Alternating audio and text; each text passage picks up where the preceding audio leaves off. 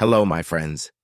Today, I want to tell you the incredible story of Cleopatra, the last queen of ancient Egypt. This is not just a history lesson. It's a journey back in time, filled with drama, power, love, and ambition.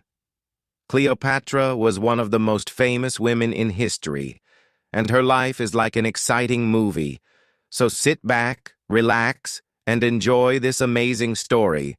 Perfect for your English practice, and I promise you will love every moment of it. Chapter 1. Cleopatra's Early Life. Over 2,000 years ago, in 69 BCE, a baby girl was born in Alexandria, Egypt. This baby's name was Cleopatra VII, and she would grow up to become a queen like no other. But before she ruled, she was just a little girl with big dreams. Cleopatra was born into a royal family called the Ptolemaic dynasty. This family had ruled Egypt for many years, but they were not originally from Egypt. They came from Greece. Cleopatra's ancestor, Ptolemy I, was one of Alexander the Great's generals, and he became the king of Egypt after Alexander's death. So Cleopatra's family was both Greek and Egyptian. Cleopatra's father was King Ptolemy XII, and her mother might have been Cleopatra V. But historians are not completely sure about her mother's identity. Cleopatra grew up in a palace surrounded by luxury. She had servants, beautiful clothes, and the best education. But life in a royal family was not as easy as it seemed. There was always danger. Family members fought for power and sometimes even killed each other to become king or queen. From a very young age, Cleopatra learned that knowledge was power. While most women in her time were not educated, Cleopatra studied hard. She learned many languages, including Greek, Latin, Egyptian, and even Hebrew. It is said that she could speak at least 7 languages fluently. This was rare and made her very special. Cleopatra was also curious about everything. She studied science, math, literature, and politics. She wanted to be more than just a queen who wore a crown. She wanted to be a wise and powerful ruler. But she had another secret weapon: charm. Cleopatra was not only intelligent, she was also very confident. People said she had a beautiful voice that could capture anyone's heart. But her childhood was not all happy. Her father, King Ptolemy XII, was not a strong ruler. Many people in Egypt did not like him because they thought he was weak and spent too much money. Sometimes Cleopatra's family had to leave Egypt to stay safe. Cleopatra learned at a young age that being a ruler meant facing many enemies. When Cleopatra was around 14 years old, her life changed forever. Her mother disappeared. Some say she died, while others believe she was killed. Cleopatra's father became very sick, and soon Cleopatra would have to fight for the throne. She was still a teenager, but she was already preparing to become queen. What made Cleopatra different from other rulers was her deep love for Egypt. Even though she was part of a Greek family, she respected Egyptian traditions. She was the first Ptolemaic ruler to learn the Egyptian language, and she even presented herself as the goddess Isis, a powerful figure in Egyptian mythology. By the time Cleopatra was a young woman, she was ready to rule. But ruling Egypt would not be easy. She had enemies inside and outside her family. She knew she would have to be brave, clever, and strong. And so, the story of Cleopatra's rise to power begins. Chapter 2. Cleopatra becomes queen. Cleopatra was no ordinary young woman. From the moment she was born, her destiny was to rule, but becoming queen was not easy. It was a path full of danger, betrayal, and clever plans. Let me tell that how Cleopatra became the queen of Egypt. When Cleopatra was 18 years old, her father, King Ptolemy XII, passed away. In his will, he declared that Cleopatra would rule Egypt, but not alone. She had to share the throne with her younger brother, Ptolemy XIII, who was only 10 years old. Yes, in ancient Egypt it was common for siblings to rule together even if they were very young, but Cleopatra didn't want to share her power. She believed she was more capable and smarter than her brother. She had studied languages, history, and politics, while her brother was just a child with no experience. Cleopatra knew she had to take control if she wanted to protect Egypt and rule it the way it deserved. At first, Cleopatra tried to work with her brother, but soon their advisors started plotting against her. The advisors didn't like the idea of a strong and intelligent woman ruling Egypt. They wanted Ptolemy XIII to have all the power because he was easier to control. Cleopatra's life quickly became very dangerous.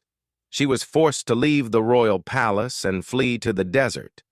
Imagine this: Cleopatra, the rightful queen, wandering in the hot, dry desert with only a few loyal followers.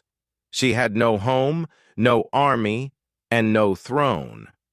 But Cleopatra was not the kind of woman who gave up.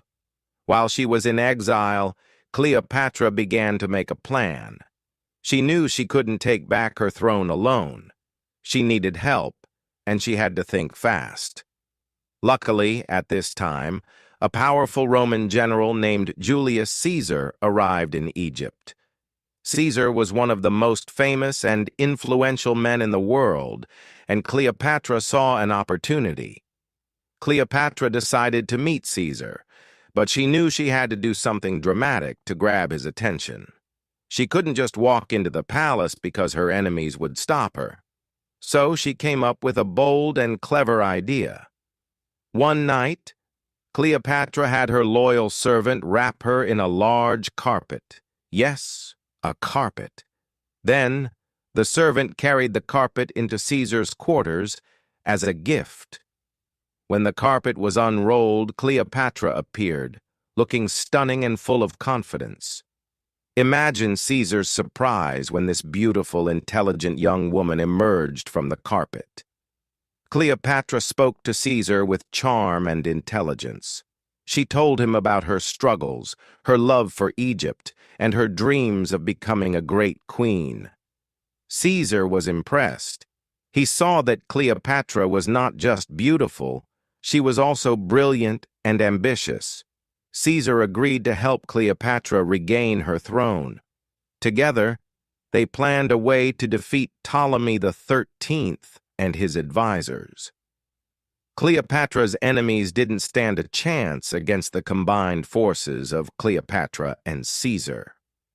After a fierce battle, Ptolemy XIII was defeated, and Cleopatra was restored as the Queen of Egypt.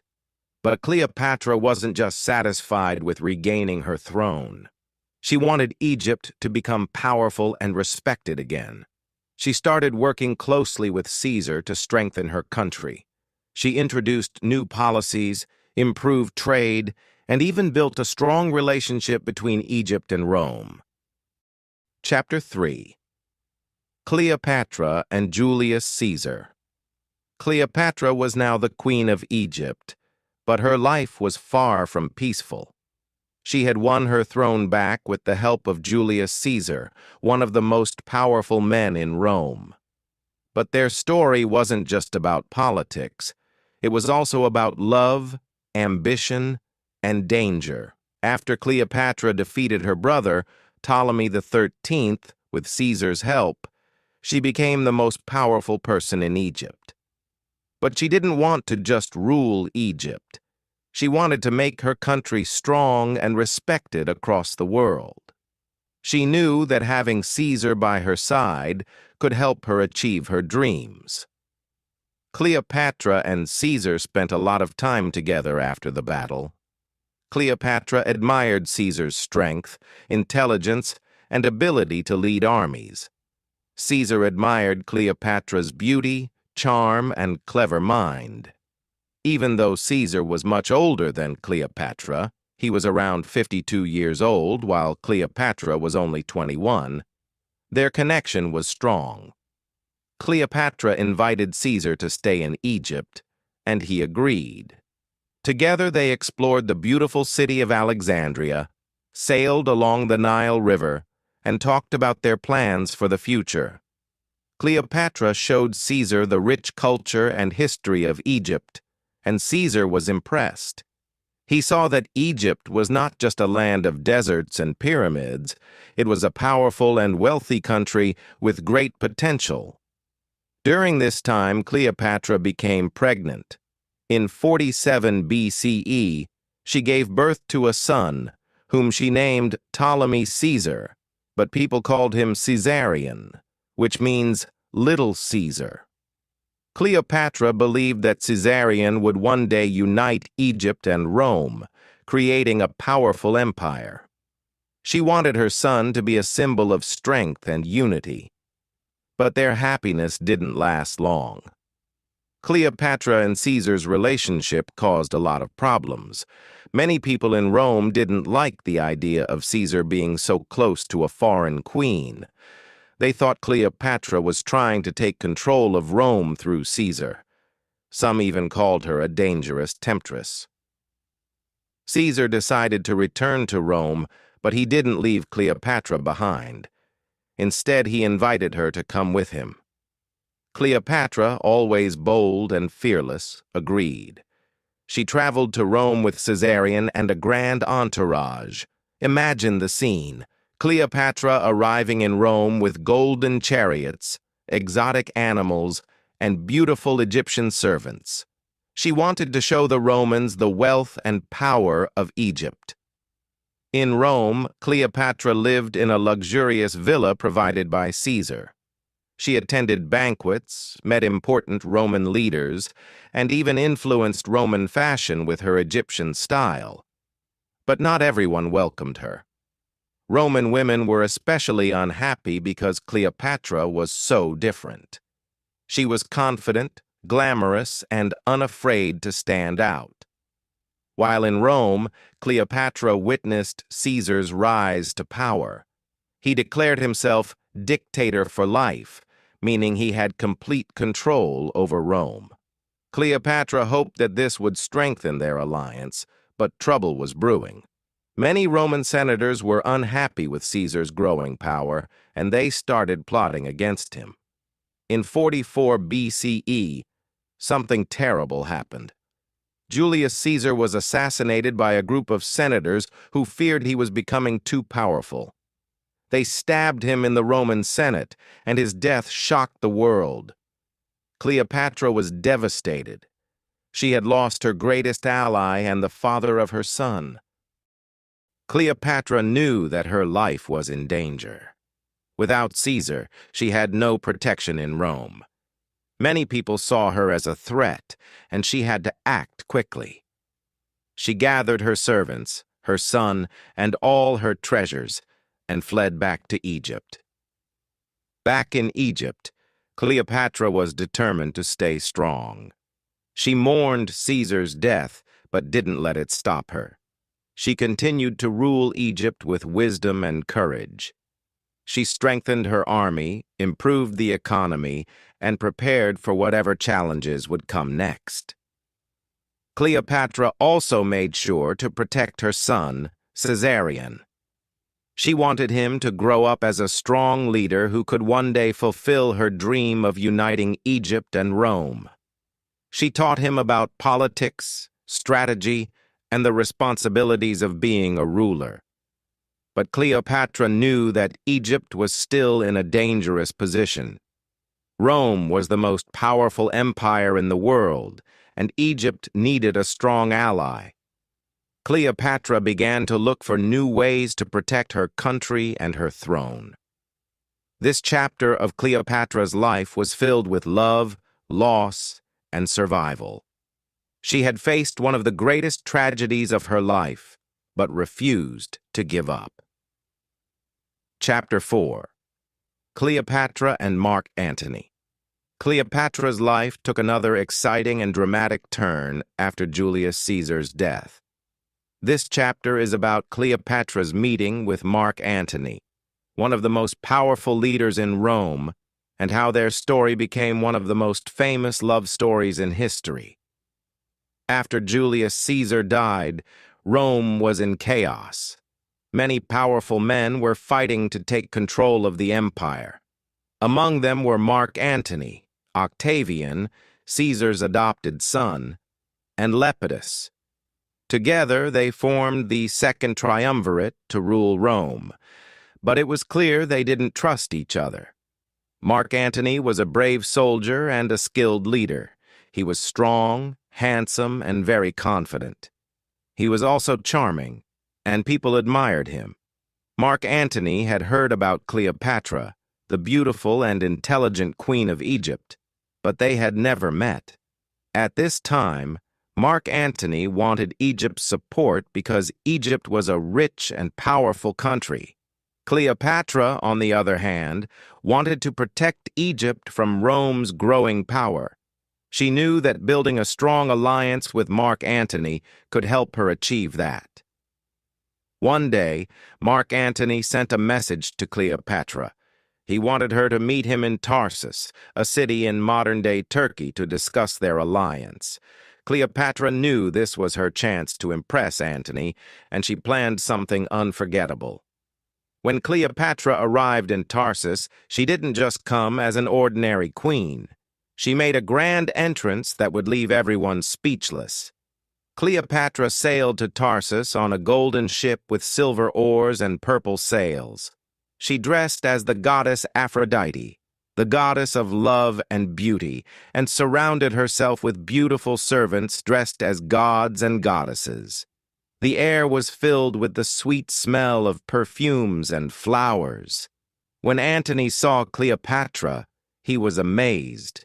He had never seen anyone like her. She was confident, intelligent, and beautiful.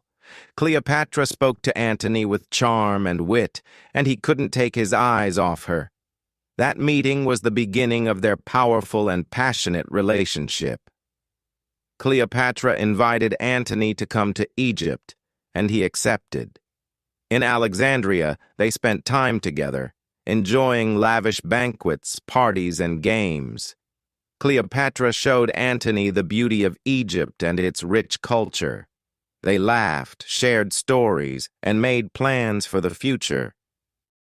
Antony fell deeply in love with Cleopatra, and she fell in love with him too. Together, they dreamed of creating a great empire that would rule both Rome and Egypt. Cleopatra believed that with Antony by her side, she could protect Egypt and make it more powerful than ever. But their relationship wasn't just about love. It was also about politics. Antony needed Cleopatra's wealth and resources to support his military campaigns, and Cleopatra needed Antony's power to protect Egypt. They both knew that they were stronger together. Cleopatra and Antony's love grew stronger, and they even had 3 children together: a son named Alexander Helios, a daughter named Cleopatra Selene, and another son named Ptolemy Philadelphus. Cleopatra was proud of her family and believed her children would one day rule a great empire. However, not everyone was happy about their relationship. In Rome, Antony's alliance with Cleopatra made many people angry, especially Octavian. Octavian saw Cleopatra as a threat and accused her of trying to take control of Rome. He began spreading rumors that Cleopatra had bewitched Antony with her beauty and charms. Antony's alliance with Cleopatra also caused problems in his personal life. He was already married to Octavian's sister, Octavia, but he chose to stay with Cleopatra instead. This created tension between Antony and Octavian, and their rivalry grew stronger. The tension between Antony and Octavian eventually led to war. Octavian declared Cleopatra and Antony enemies of Rome and sent his army to fight them. Cleopatra and Antony prepared for battle, knowing that everything they had worked for was at stake. Chapter 5. The Fall of Cleopatra and Mark Antony. Cleopatra and Mark Antony were ready to fight for their love, their dreams, and their kingdoms. They stood together as a powerful couple, determined to protect everything they had built. But their final chapter was filled with betrayal, heartbreak, and courage that would inspire people for centuries. Octavian, their greatest enemy, was determined to destroy Cleopatra and Antony. He wanted to take control of Egypt and stop Antony from gaining more power. Octavian's army was strong, disciplined, and well prepared for war. Cleopatra and Antony, however, were not going to give up without a fight. They decided to face Octavian in a great naval battle. This battle, known as the Battle of Actium, took place in 31 BCE near the coast of Greece. Cleopatra brought her fleet of Egyptian ships, and Antony brought his Roman forces. Together, they believed they could win. The day of the battle arrived, and the sea was filled with ships, soldiers, and weapons. Cleopatra and Antony fought bravely, but Octavian's army was too strong. During the battle, something unexpected happened. Cleopatra's ship suddenly turned and sailed away. Many believe that Cleopatra retreated to protect her fleet and herself, but Antony misunderstood her actions. He thought Cleopatra had betrayed him. Feeling heartbroken and confused, Antony's forces began to fall apart. Octavian's army defeated them, and Antony was left devastated. He returned to Egypt to find Cleopatra, desperate for answers. When they met, Cleopatra explained her actions. She told Antony she had not betrayed him. She had only wanted to save their lives. Antony believed her, and their love remained strong. But they knew their enemies were closing in. Octavian's army followed them to Egypt. Cleopatra and Antony tried to defend Alexandria, but they were outnumbered. They realized they couldn't win this war, but they were determined to stay together until the end. Antony fought bravely in one last battle, but his army was defeated. Heartbroken and believing Cleopatra was dead, Antony fell on his sword. As he lay dying, news came that Cleopatra was still alive. His servants carried him to Cleopatra's hiding place, and the two lovers shared their final moments together. Antony died in Cleopatra's arms, leaving her alone to face her enemies. Cleopatra knew that Octavian would soon capture her. She refused to let him parade her through Rome as a prisoner, showing her as a defeated queen. Cleopatra was a woman of pride and dignity. She decided to take control of her fate. In her final moments, Cleopatra dressed in her royal robes and crown. She surrounded herself with treasures and symbols of her reign. According to legend, she arranged for a poisonous snake, called an asp, to be brought to her. She allowed the snake to bite her, ending her life on her own terms. When Octavian arrived, he found Cleopatra dead, lying peacefully in her royal chamber. He was shocked, but also impressed by her courage. Cleopatra's death marked the end of the Egyptian kingdom. Octavian took control of Egypt, and it became part of the Roman Empire. But Cleopatra's story didn't end there. Her life and her love with Antony became legendary. People admired her for her intelligence, bravery, and determination. She was not just a queen, she was a symbol of strength, resilience, and courage. Cleopatra's story teaches us that even in the face of great challenges, we can stand strong and fight for what we believe in. She never gave up on her dreams or her country. She showed the world that women can be powerful leaders, thinkers, and warriors. Her life may have ended in tragedy, but her legacy lives on. Cleopatra reminds us to never give up, to believe in ourselves, and to take control of our destiny. She proved that even in the darkest moments, we can face our challenges with courage and dignity. So, my friends, let Cleopatra's story inspire you to be strong, to dream big, and to never let fear stop you. Her life may have been filled with struggles, but it was also filled with love, hope, and greatness. Be like Cleopatra, bold, fearless, and unforgettable. What did you think of this incredible journey? Isn't Cleopatra's story one of the most inspiring stories in history? Let her life remind you that no matter how hard life gets, you have the power to rise above it.